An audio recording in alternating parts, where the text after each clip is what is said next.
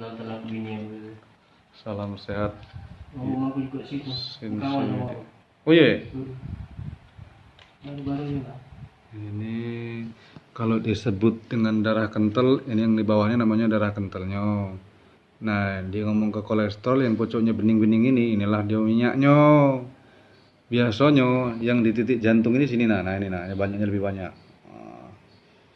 Walaupun HP murahan kejingoan minyaknya masih. Nah, titik jantungnya ini begini, darahnya ini di di terapi akupuntur, dia biasanya udah sakit. Ini sakit ini? Iya, ini sakit dak? Tidak. Ini? Tidak. Ini? Tidak. Ini bukan masalah dia banyak ilmu.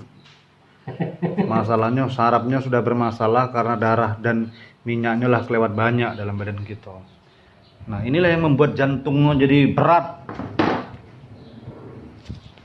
Salam sehat dari Sensei Yudi.